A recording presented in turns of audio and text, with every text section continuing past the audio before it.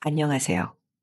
철딱선이 없던 시절 엉뚱한 생각과 잘못된 짓으로 인생을 외롭게 살게 된 60대 남성입니다. 제가 생각해도 그땐 왜 그렇게 멍청한 짓을 했는지 후회가 막심입니다. 이것 때문에 병원을 몇 군데나 가봤지만 의사 선생님들조차 놀라워하며 고개를 절레절레 흔들고는 한숨을 쉬더라고요. 제 나이대 분들은 잘 아시겠지만 제가 중고등학교를 다녔을 때는 모든 게 부족했던 시절이었어요. 배를 고를 정도는 아니었지만 뭐 하나 마음껏 쓸 수 없는 시대였죠. 그래서 그런지 잘못된 정보나 지식이 판을 쳤습니다. 한창 성에 대해 관심이 많았던 저의 10대 시절도 그랬어요. 그때 남학생들은 남성의 가장 중요한 그곳, 아랫도리 그곳의 크기에 대해 설왕설래가 많았답니다. 그곳이 튼실하고 탐스러워야 여자한테 인기가 많다는 이야기 때문에 그곳의 크기를 키울 수 있는 잘못된 정보들이 우리 사이에 돌아다녔죠. 누구는 주사기로 바셀린을 주입시키면 부작용 없이 크기가 커진다고 했고, 또 누구는 그곳에 상처를 내서 쇠구슬을 넣은 다음 상처를 아물게 하면 여자들이 무척 좋아한다고도 했습니다. 저도 친구들이 들려주는 솔깃한 이야기에 귀를 기울이곤 했지만 그 방법들이 너무 무섭고 고통스러울 것 같아서 차마 실행에 옮기지는 못했죠. 그런데 저랑 친하게 지냈던 친구 만술이란 아이가 기가 막힌 이야기를 저에게 하더라고요. 야야, 근태야! 빨리 이리 좀 와봐라. 내가 엄청스럽게 대단한 정보를 갖고 왔다니까? 무슨 정보? 니 또 헛소리 하려고 그러지? 니 주둥아리가 움찔움찔하는 걸 보니까네 딱 헛소린데. 안 속는다, 임마! 야, 사람 말을 좀 끝까지 들어보래도? 이거는 나랑 잘 아는 삼촌이 나한테만 살짝 말해준 건데 아무 부작용 없이 네 그 시기를 코끼리 사이즈만큼 크게 만드는 비법이 있대. 뭐 진짜로? 뜸들이지 말고 빨리 말해봐. 그게 뭔데? 근데 네 이거 아무한테도 말하면 안 된다. 약속 먼저 해라. 이 자식이 정말 답답하게 구네? 말 안 할 테니까 빨리 그 비법이나 말해봐. 네 항리마을에 모터 만드는 공장 있는 거 알지? 거기에 공업용 자석이 있는데 그것을 네 거시기에 달고 다니면 거짓 하나 안 보태고 거기가 소처럼 엄청나게 커진대. 뭐? 공업용 자석? 그래, 생긴 건 딱 도나스처럼 생겼는데 그걸 네 거기에다 딱 끼우고 붕대를 칭칭 감고 몇 달만 달고 다니면 엄청스럽게 커진단다. 에이, 그게 말이 되는 소리야? 그 무거운 걸 어떻게 매달고 다녀? 네 내 말 못 믿겠냐? 그 삼촌이 사실 건달 생활하는 삼촌인데 건달들은 거기를 이따시만하게 키우려고 자석을 아랫도리에 끼우고 생활한다잖아. 그래, 정말 틀림없는 거지. 전 친구의 그 말을 철석같이 믿었습니다. 당시 제가 살던 고향에는 각종 공장이 여럿 있었는데 거기서 쓰는 자석 부품을 구해서 그곳에다가 달고 다니기만 하면 커진다는 이야기가 가뜩이나 작아서 고민 많았던 청소년 시절의 저한텐 그렇게 솔깃하게 들릴 수가 없더라고요. 또 그 방법이 바셀린이나 쇠구슬을 씹는 것보다 훨씬 덜 고통스러울 것 같았죠. 그래서 천신만고 끝에 공업용 자석 2개를 구해서 친구 만수리와 함께 나누어 끼고 다녔습니다. 사실 말이 자석이지 그게 무게가 상당해서 일상생활도 힘들 정도였어요. 그걸 그곳에다 끼우고 붕대로 칭칭 감고 다녔는데 마치 돌덩어리를 달고 다니는 것처럼 늘 하복부가 묵직했고 뭉근한 통증을 달고 살았습니다. 그런데도 그곳을 크게 키울 수 있다는 일념하에 이를 악물고 미련하게 참고 살았던 거죠. 차라리 공부에 그런 끈기를 보였으면 뭐가 됐어도 진작 됐을 텐데 엉뚱한 곳에다 인내심을 발휘했으니 제가 생각해봐도 참 한심한 노릇이 아닐 수 없었습니다. 공업용 자석을 끼고 산 지 일주일 그리고 한 달이 넘고 2달이 다 되어갔어요. 그러던 어느 날 친구 만수리는 고개를 절레절레 흔들며 두 손 두 발을 다 들고 포기를 선언하더군요. 근태야, 미안한데 나는 이제 도저히 못하겠다. 아무리 생각해도 이게 사람 할 짓이 못 된다. 야, 아직 2달도 안 됐는데 벌써 포기하려고? 내가 어지간하면 참으려고 했는데 맨날 거기에 상처 생기고 닦지 않고 진물이 나서 도저히 일상생활이 안 되는데 어떡하냐 그럼? 이러다 커지는 게 아니라 떨어질까봐 겁난다니까. 암튼 난 오늘부로 그만하려니까 니는 더 하든 말든 니 알아서 해라. 야, 임마. 생사고락을 함께하는 전우가 죽어도 같이 죽고 살아도 같이 살아야지. 이런 법이 어딨어? 전우 같은 소리하고 앉아있네. 니 나 3대 독장가 알잖아? 만에 하나 니랑 이 짓 하고 앉아있다가 툭 하고 떨어져 버리면 우리 집안 대가 끊기는 거라고. 그러니까 평생 친구 원성 듣고 싶지 않으면 니도 이제 그만해라. 그래, 그럼 니는 그만해라. 남자가 칼을 뽑았으면 무라도 썰어야지. 난 반드시 거기를 활동만하게 키우려니까. 두고 보라고.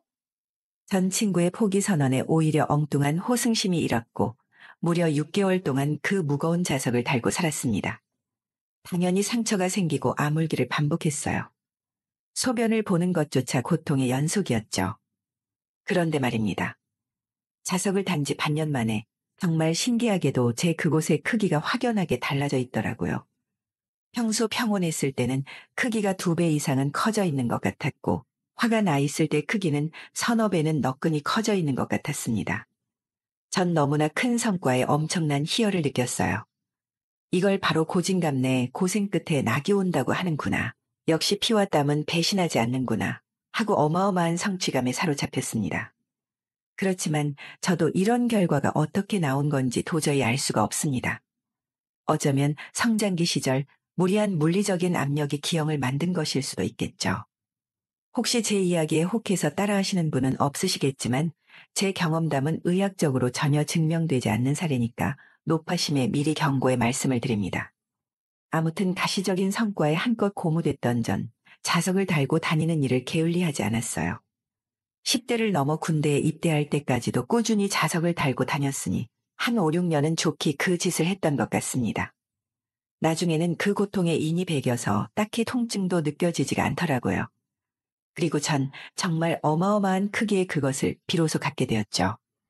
이런 말씀 드리는 것도 참 부끄럽지만 그 결과는 제가 처음으로 꾸준히 뭔가를 노력해서 이룬 것이었습니다. 그래서 코끼리처럼 커진 그것이 마치 훈장처럼 느껴지기도 했어요. 공중목욕탕이나 화장실에 갔을 때 제 그곳을 보고 놀라는 사람들의 시선을 즐기기까지 했습니다. 전 군제대를 하고 용접 기술을 배워서 용접공이란 직업을 가졌어요. 사실 외모도 그렇고 집안도 그렇고 딱히 내세울 것 없는 그저 그런 남자였죠. 그럼에도 불구하고 당시 제 여자친구는 절 너무나도 사랑했습니다. 그리고 그 이유가 바로 엄청난 크기의 그것 때문이라는 걸 잘 알고 있었죠. 밤마다 제 그것을 욕망하는 여자친구를 보며 속으론 얼마나 뿌듯했는지 모릅니다. 그래도 이거 하나만 있으면 장가가는 데는 문제가 없겠구나 하면서 나도 남부럽지 않은 뭔가가 있어서 정말 다행이라는 생각을 했어요.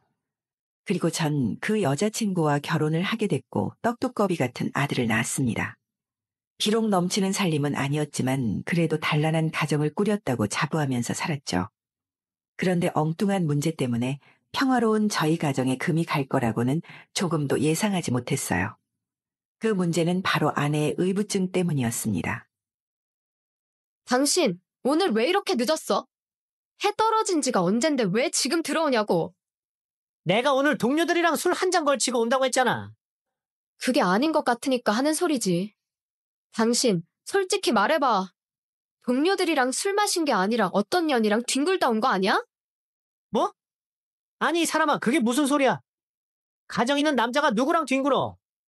누구랑 뒹굴긴. 말뚝만한 당신 거시기에 환장하는 어떤 년이랑 뒹굴었겠지. 아니, 왜 이렇게 생사람을 못 잡아먹어서 안달이야? 정말? 여자한텐 안테나 같은 촉이라는 게 있어서 웬만하면 다 들어맞는다고.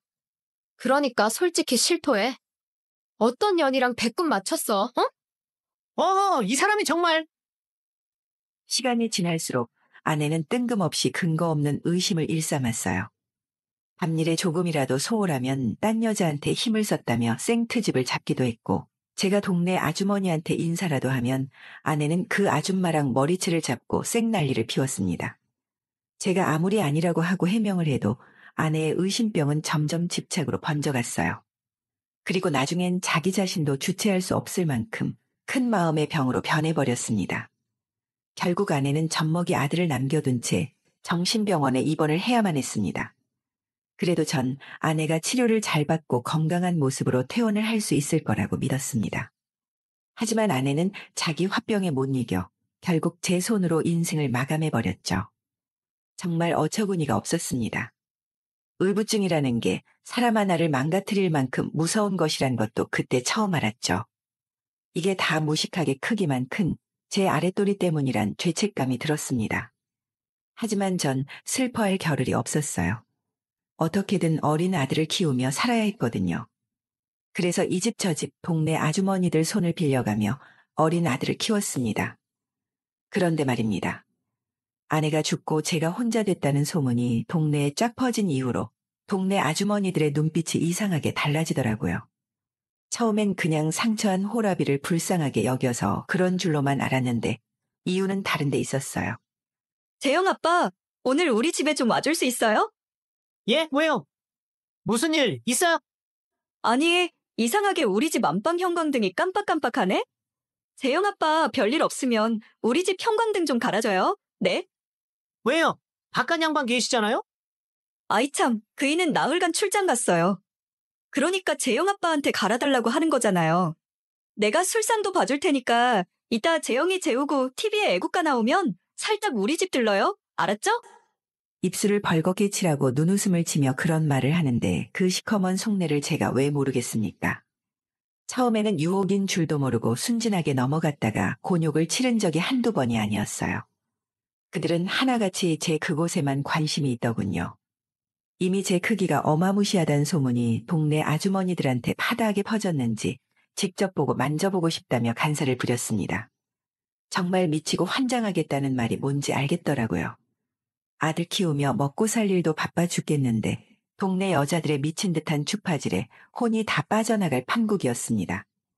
엉덩이를 들썩이는 마누라를 단속하지 못한 남편들은 애먼 제 멱살을 잡고 흔들기 일쑤였죠. 그 덕분에 전 어린 아들을 들쳐업고 이사를 몇 번씩이나 다녀야만 했어요. 그땐 정말 평범하지 못한 이놈의 가운데 딸이가 죽도록 원망스러웠습니다. 그곳을 키우기 위해 자석을 달고 다녔던 행동이 참 후회 막심했던 순간이었어요. 여인의 살레움을 밝힐 때야 좋았지만 정상적인 삶을 살고 싶은 저에겐 거대한 그것은 거치적거리는 고깃덩어리에 불과했습니다. 그래도 세월은 쏜살같이 흘러갔고 제 흰머리가 늘어가는 만큼 아들도 나이를 먹었죠. 장성한 아들은 번듯한 직장에 취직해서 지 밥벌이를 하고 살았고요.